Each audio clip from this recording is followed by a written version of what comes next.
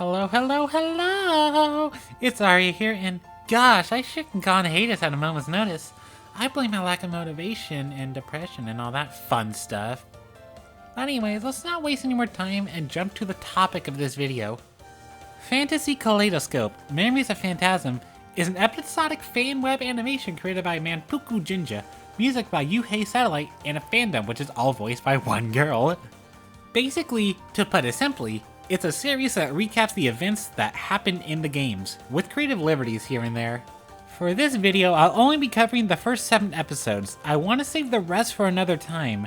I feel the whole Imperishable Night arc deserves its own video in the most recent episode. I'll wait for more episodes to come out before I cover that. Yes, this series is still ongoing, and I highly commend the dedication from the creator.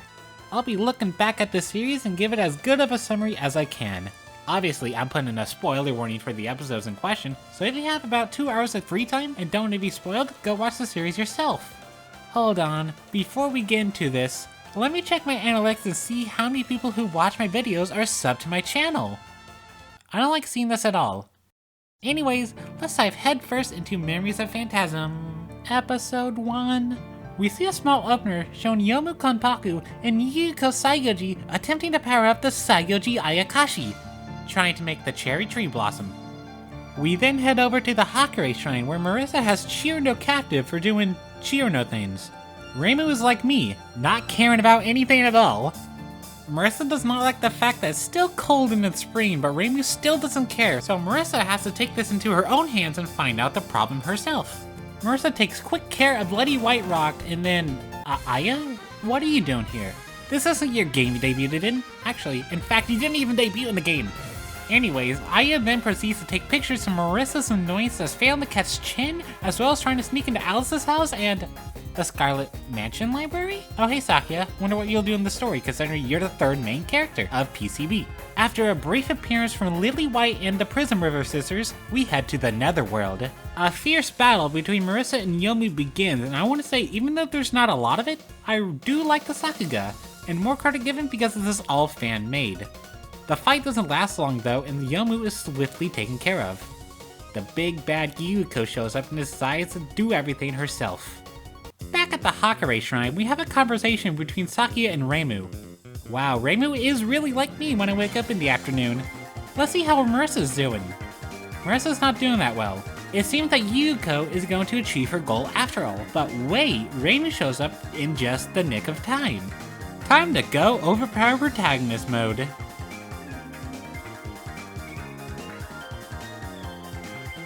And with that, the day is saved and we throw a picnic to celebrate it. The after credit scene shows Yomu and Yuko talking about what happened and what are you doing here?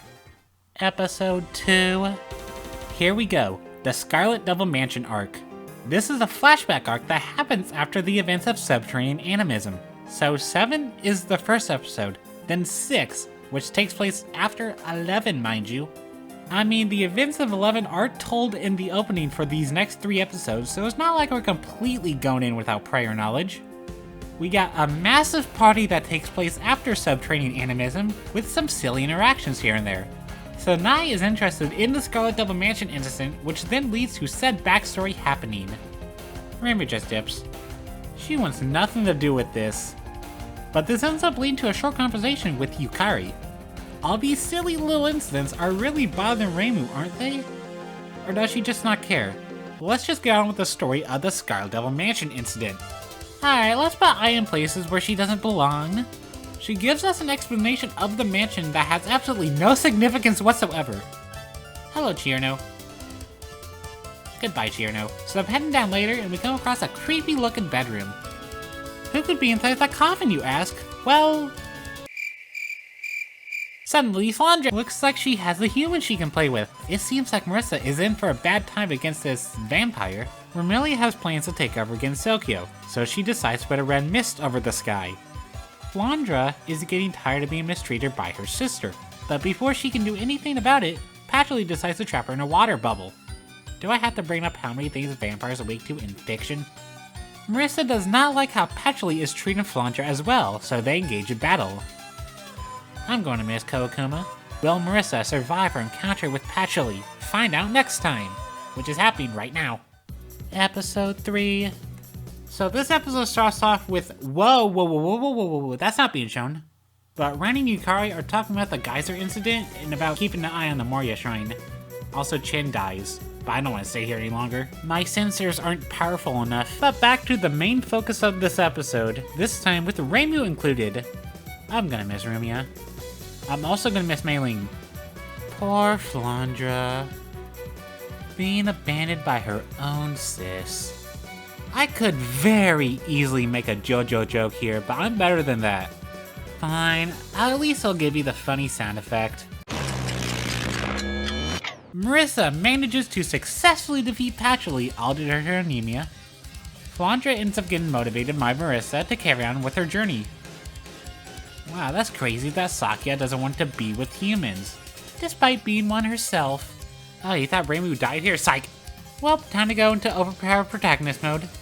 What is this, Touhou or Akuto no Ken? So anyways, it's time for an epic battle between sisters. Next episode. Episode 4. So now we get a backstory of what Flandra has had to deal with. Everyone is treating her like crap and she's had enough of it.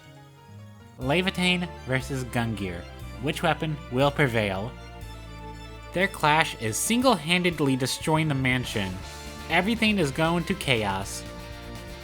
Romelia seems to have had a soft spot for her sister the entire time, and realizes she wants to let Flandre make her own choices, but not before trying to take control of Gensokyo, that is. We get quite a bit more talking before the action starts. I just want to see the Sakuga already. Sakuga!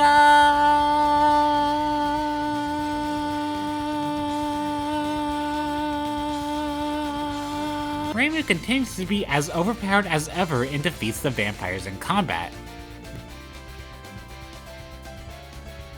The sisters are seen hiding in the sunlight, being cute little gals. This adorbs. And that's the story of the Scarlet Devil incident.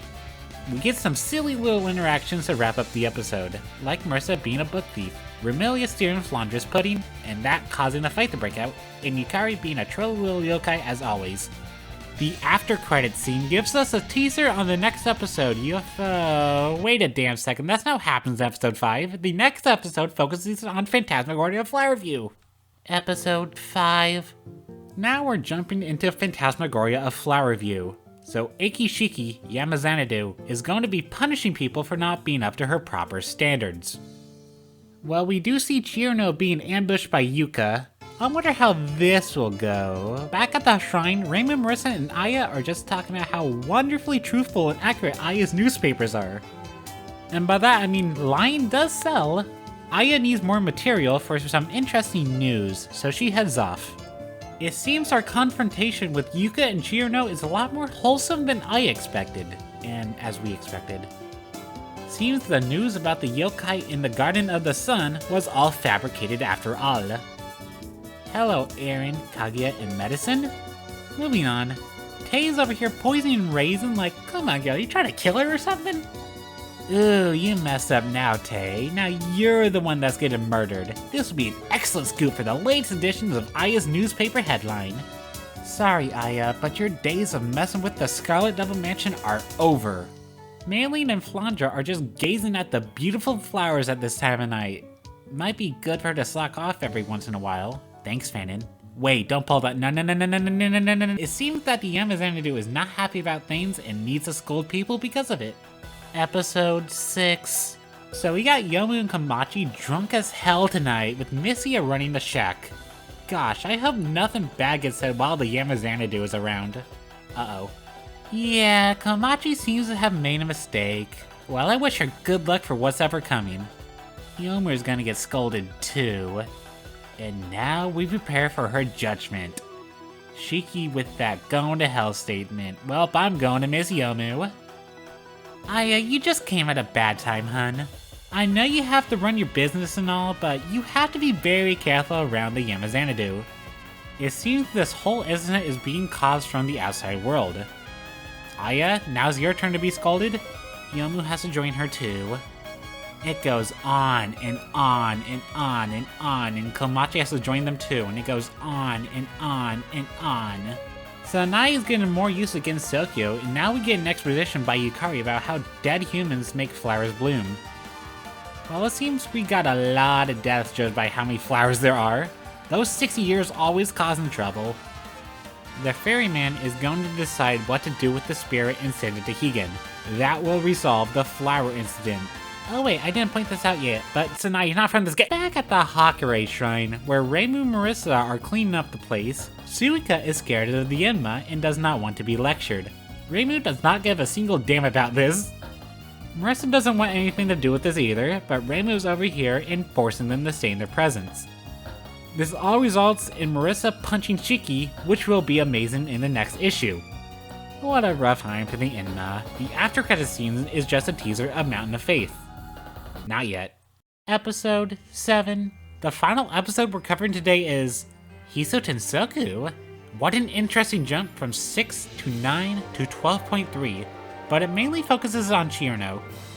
She spots the Daidarabocchi, which is what we're going to focus on. I'm going to set 5 alarms for you, hun. Daisei is wondering what happened to Chirno after she went after that giant yokai. Yeah. You really would think that Chirno wouldn't want to prove herself with this fearsome foe. As we see here in this flashback, Chirno is abusing these poor frogs, and I will not stand for this. Daisei ends up flying off because of Chirno's stubbornness. Alice sure does know how wild Chirno can be. So we see Chirno talking to our main girls about the Daidarabocchi. Sanai points out that there may be a giant robot which doesn't exist in the real world, but it could exist in Gensokyo. Chirno is about as smart as my skill level in Touhou games. So we're on the Yokai Mountain, head towards the Geyser Center. It's gonna be hot down there. I hope everything will be fine. Chirno has to fight Okyu, and she starts to melt during the fight. I like the Sakuga, but taking this out of context is only gonna result in disaster. Heck, it might be sus in context because we all know the existence of Tan Chirno. Daisei is here to save the day. Never mind. Suwako has had enough of Okyu's shenanigans and has decided to get involved herself. It seems that Chirno survived this incident. Mailing, how did you sleep past those alarms? What the fuck? This is a Hiso Tensoku. Notori uses her mechanical expertise to make it with the help of Suwako. So we got Chirno and Daisei making up for what happened earlier and promise to stay friends. And then they kiss. Marissa and Alice are just talking about how much of a baka Chirno is, and Alice being worried about her dolls. And that's the end of this episode. So we're gonna wrap up these episodes of Fantasy Kaleidoscope. Whenever we look at this series again, I'll be looking at the 5 Imperishable Night episodes. It might not happen until the distant future maybe, but it is something I eventually might cover. So what I think of this show is that it's great despite having a few flaws, like some of the exposition being kind of unnecessary, giving teasers of parts that don't happen for quite a while, and a lot of the fight scenes really don't last that long. Although the last point isn't a major flaw because this is all a fan work. Even if the fight scenes don't even last that long though, I still really enjoy them, and the slice of life moments are so adorable. Ai has like the most screen time of any character in the show, it's crazy. But yeah, that'll be it for this video. Hope y'all enjoyed it and see y'all next time.